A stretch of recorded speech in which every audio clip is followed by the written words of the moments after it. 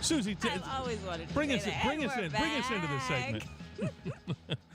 We're back, and we can't wait to hear from you guys. We're talking about the college scandal. Which college scandal are you talking about? Because there's so many going on. They've only announced 50 of them, so they've only said 50. But they say there's 750 different cases that they have so far in Operation Varsity Blues. Varsity Blue. It is okay. Blue Day. With Susie Draney, you're hearing her. Yes. She's wearing her big blue Michigan shirt, by the way. Michigan. I'm Ron Futrell in for Brian Shapiro, the Vegas Take. He is on assignment covering some college basketball. Oh, I want to mention real quick here, Golden Knights now up 2-1 over the Dallas Stars, playing on the road at Dallas after this 4 or 5 day layoff they've had. And Max Pacioretty scored in the first period to make it 18 seconds into the first period to make it 1-0. Then it was tied up at 1 by the Dallas Stars. And then Ryan Reeves has just scored a goal in the third, 2 minutes into the third, to give the Knights, boom, the lead 2-1 right now. So I think we're going to make it. Happy about that. It'll be fun. Yes, you think so?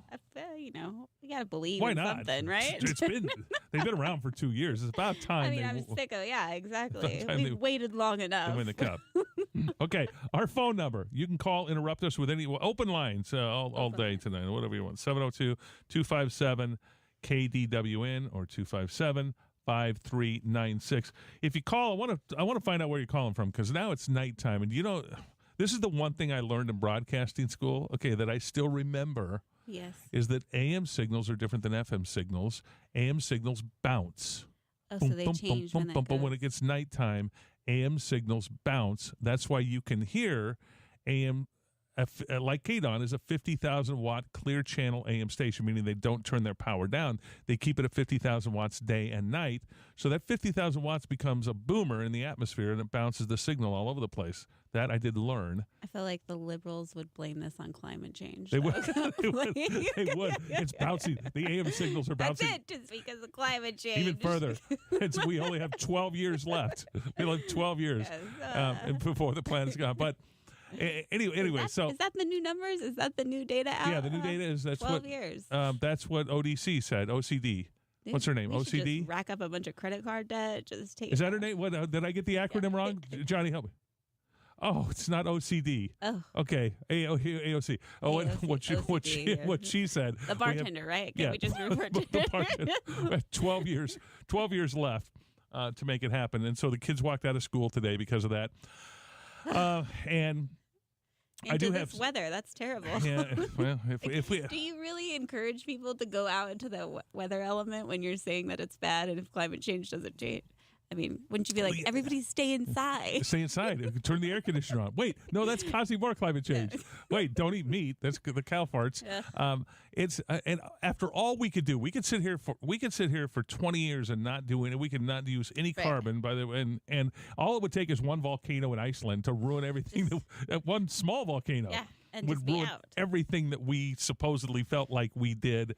We ain't in charge, by the way. I think Michael Crichton wrote something about that.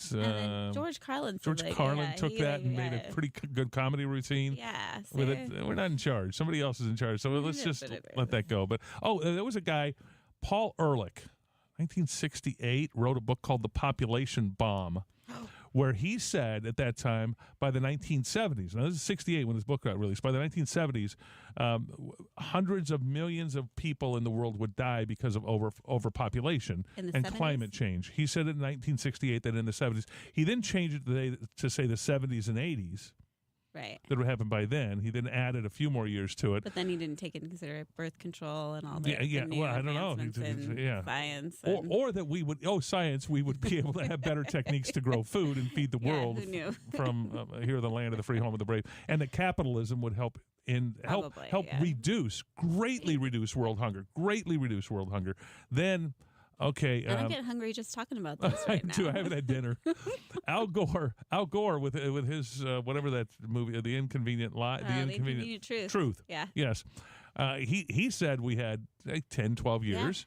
Yeah. So they and it didn't happen. He said there's a bum that lives around the corner from my house, and he's predicting it to be 3 years, and he seems like a reliable pretty source. Get him on the news. CNN's, I mean, he doesn't have a home. CNN's or looking for somebody. Use a restroom on a regular basis, but But it's you never know. It's 12 years seems to be the new going rate, the number now. But okay, the college scandal that's going on here with the fixing of the grades, and I'm gonna repeat what I said as we went to the last segment. College is a scam. But just remind me. So you have multiple jobs in this city, right? Yes. And one of them is what? What do you do on what is it, Wednesday or Thursday? I teach a class at UNLV. You're a professor. That's Professor. correct. Adjunct professor. So Adjunct. essentially, you're telling me that you are a scam artist. Yeah, a couple I nights guess a I'm week? going to be implicated. I guess I'll be one of the people that will be mentioned in this. But here's what the scam of it. Here's where I'm going to justify what I do. I bring in a lot of people from outside of the community and I teach real world stuff on how to get into media and what to do instead of the theory of media, which is something that's taught at universities, the theory of media. I've at least had 35 years, 40 years of real world experience, and I bring that to the table to teach students what it's really like today in newsrooms and what the history of what it's been like in newsrooms. And it's been encouraging to me. I like it. I bring in people from outside to come in and talk and teach the students. I mean, yeah, you're no Harvard professor. I'm no Harvard professor. That's yeah. I would absolutely. But until then, I'm going to say what I said last segment. I'd love to get your thoughts on it. What's our phone number again, Susie? What do you have? 257. The paper's in front of you. Why are you asking me? 257-5396 is the number. Are you that guy that's at home and you're like, "Where's the milk?" Your mom. It's still in the fridge. Your wife is like, "It's in the fridge." You put it there? Why? Why do I have to go to the fridge every time you get it? I'm supposed to remember that? Okay. What I want to see out of this scandal is complete transparency on the admissions process. Because Harvard, it's a mystery to a lot of people. We don't know. We don't know what they do or what their decisions are based upon and why they're based. Because we've always trusted that they are, taking on intelligent people. So we could say, no, that guy went to Harvard, and now we can't even say that. We have to be like, they let everybody in. UCLA has lawsuits against them by Asian students. Yeah, because are pissed off.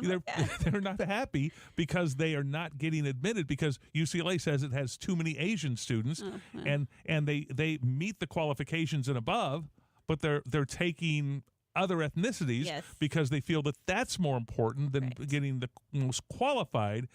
Yeah. Anyway, I think most people would say, let's go with the most qualified and let's just go with that. But it really did rock my core knowing that, anybody can get into Harvard.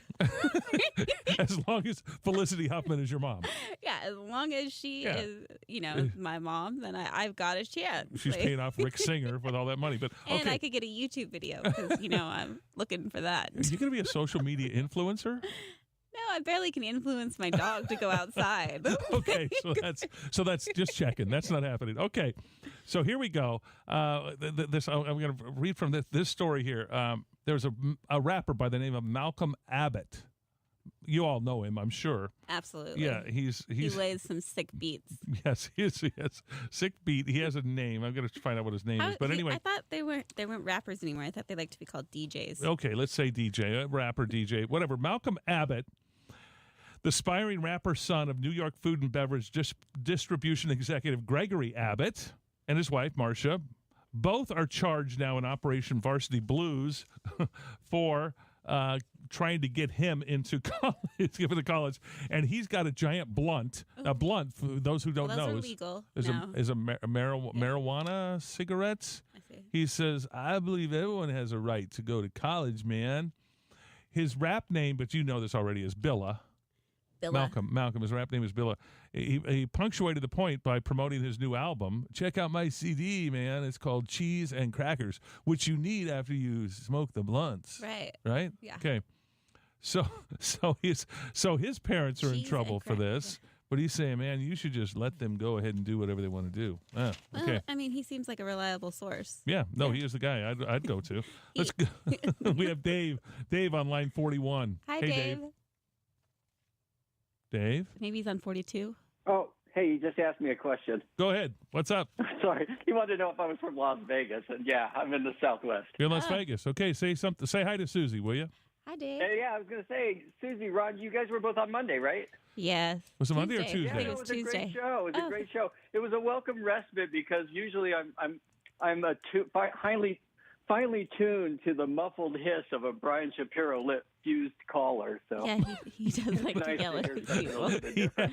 He has And then, Ron, a pace. Ron, I wanted to comment real quickly. I mean, did I misinterpret this, or are we talking about Futrell University or FU? Is that what we're talking about? It's a fine A possible university. It is. FU scandal? I have people. No, that's funny because you mentioned that because I have people all the time that say that to me. They shout at me.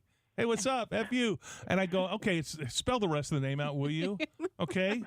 And so the university, no, it'd probably be a good university, I think. Yeah. Yeah. FU. If- That sounds so- good to me. They you- probably have a better Comment. basketball program.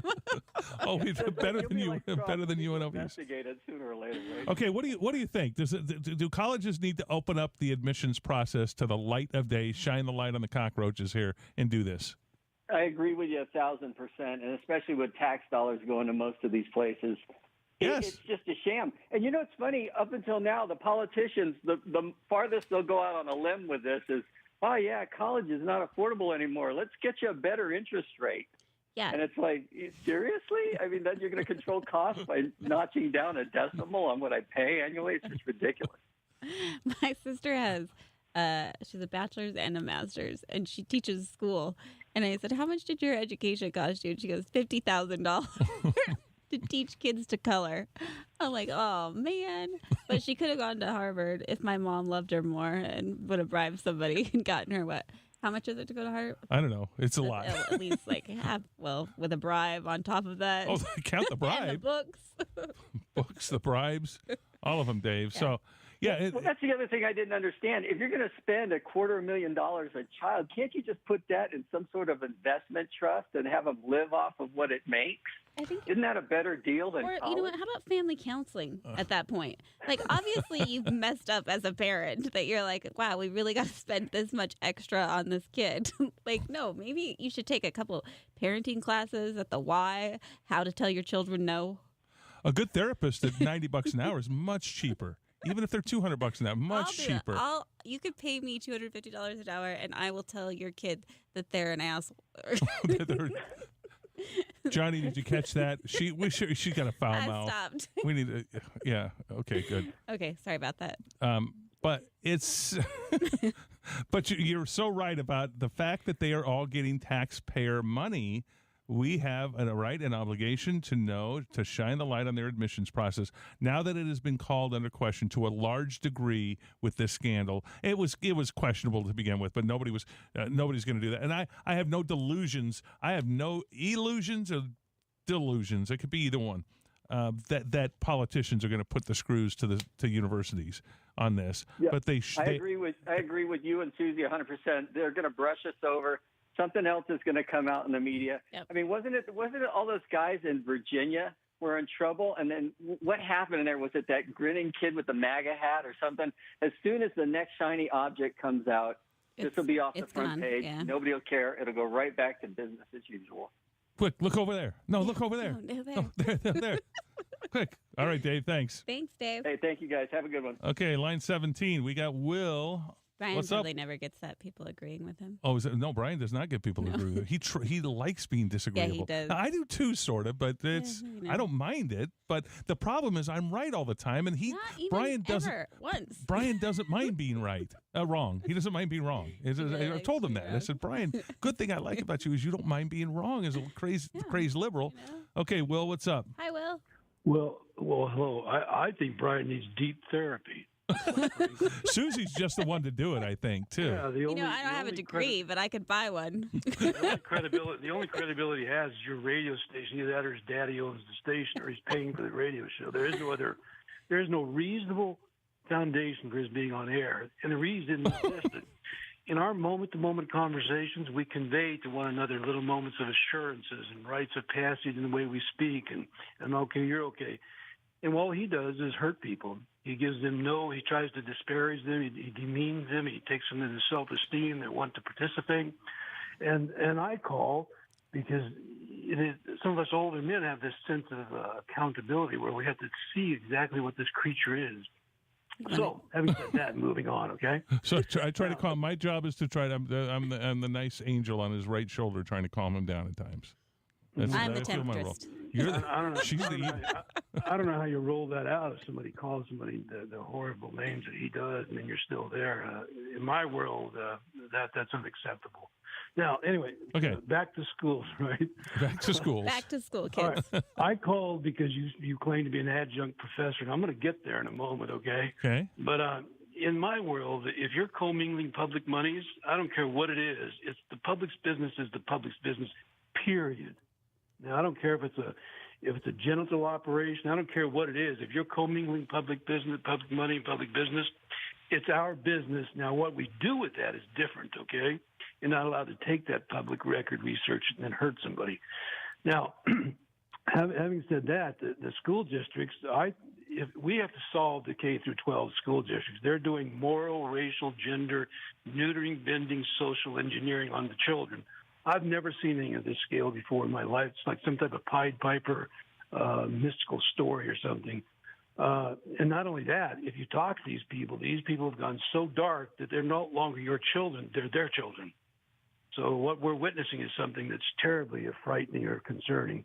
Now, if you set the K through 12, which is a vortex of darkness now that we need to get into it before they start hurting the children like they're doing. They're now using children not only for reoccurring and streaming revenues, but they're now putting them into political action, putting them out front where we used to use the women to do that, or the dark side of people. Now, assuming if we can get that straightened out by calling in the National Guard and replacing the whole damn lot, and then taking a full account one at a time as to what their role is, there is a need, I think, for training and to refine the college. But for God's sake, we can't let the K through 12 define that. Their mission is very simple, and they've gone way off the edge. Now, I think it goes curriculum based there. Okay, there's a few ways to solve. I think a lot of it's the curriculum, and it has to do with the National Education Association. Okay, doing what they're doing. One of the most interesting documentaries I've seen is Waiting for Superman. I would recommend everybody to watch it if you want to get a clear view of what's going on with the education system. It was done by Morris Spurlock. Spurlock, what's his first name? Is it Morris? The guy who did the Super Size Me, the McDonald's documentary too. But Morgan Spurlock, he is certainly, he is no conservative. He's much more left. And he goes in this documentary and talks about how in the inner cities, the battle to win the lottery, and it literally is a lottery, to be able to get into charter schools for these students, because the charter schools are so much better than the public schools because they just educate children. They don't have agendas. Their agenda is to educate children and to teach them things. Yeah. And so the battle that they have to get into those schools and what it means for the future of the family, and they know that it's going to be very difficult if they don't get there. Watch that documentary, Waiting for Superman. My daughter is a public school teacher here, and I had her watch it with me a few years ago. Well, she's taught at both charter schools and at public schools, and she says the difference is absolutely frightening in the curriculum and the way that it's done and how it's done and your ability to teach. And of course, then it gets to the public. The public schools are run by the unions that are run by the National Education Association and those organizations. And you're right. No, Will, you are exactly right that system needs to be examined. We need competition in the schools and the chance to be able to go there. Anyway, okay. If I might, right?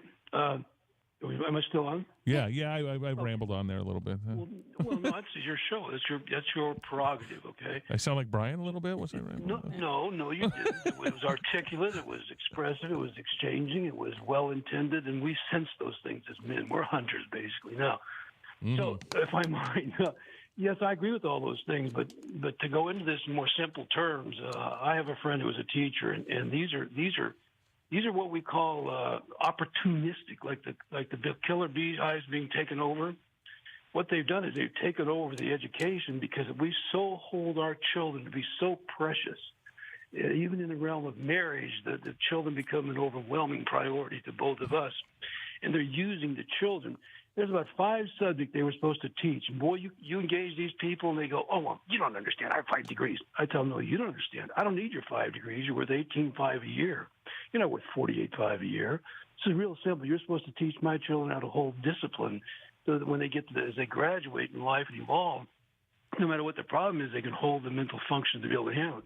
And these people are mean. Don't you think for a moment they're not. And we're tooling these people up. We're teching them up. I'm paying these people to have the perfect life. It's almost Shangri-La-like, if you will. And this cannot continue. They're building an industry, the likes of which we've never seen. And you don't have time to go into the tentacles of how that's reaching out to destroy family and homes and everything. And they are the source of all public employee unions. Now, setting that aside, if I might, I want to bring something up controversial, and I'll get off here because you're being so kind to me. Just ramble on like this. Susie, what do you think? Should we let him keep going, or what? Susie, what do you? Susie, what are your thoughts? I want to hear Susie thoughts on this. What are you saying? Anything? I think that it's not. I think that most of it comes from the dynamic at home. I don't think you can blame the school district or something else. I think if the parents are still involved with their children's lives, and it's something basic like you don't see anymore. You don't see two people saying like, this is my husband, this is my wife, this is who I chose to be with, and I had children with them. You don't see that couple dynamic anymore, to where children already are coming up with a sense of entitlement. Like, well, you're my mom, you should do what I say. You're my dad, you should do what I say. Back, 50 years ago when my grandparents were, just got married, it was husband and wife. You do, like, my wife is my everything, my husband is my everything, and my children are second. And I think that is what is destroying a little bit of the American education, is that children think that they're their first priority. And all of that comes from the home. It's not going to come from outside sources, is what I believe, at least. Yeah. Now, Susie, if I might, I'm a mature male, I'm a traditional male, and I'm a fully breached male. 4 children, we lost 2 in divorce. So I've been around a little bit, okay? But here's the point with that, if I might, and I'll try to be as articulate as I can. You are absolutely correct, but it's a partial truth. The deeper truth is that they're trying to, let's see, how do they go? Oh, your mommy can't be your mommy, because if your mommy was your mommy, then she'd be subservient to the patriarchal role, and then she couldn't be independent or equal. And you're like, what? You people must be on some type of drugs. The reason you have a partner is a contrast to the universe, but it's so somebody can watch the nest. I don't care who you are. If you engage the dark side, you have to leave the nest. And the nest can be anything from jewelry to material or whatever. But the point is that if you try to defend the family, somebody has to protect the children. The female has a specific role. She isn't something that's concocted in Stephen Jobs' garage. Right. I believe so if you track this back, the truth is that the female and the male, they're losing a sense of connectivity where that child has no relevance. It's becoming like an insect world. In an insect world, there is no individualism. There is no their only purpose is to serve one thing. And I'm not going about breeding the female. I mean, considering Octomom, you could theoretically do that. But the point is that what I'm saying is, in an insect world, there's only one prerogative, and that is to serve the overwhelming chamber of authority. And if you're in the nursery, it's a good life, but everyone else out there is there to serve solely.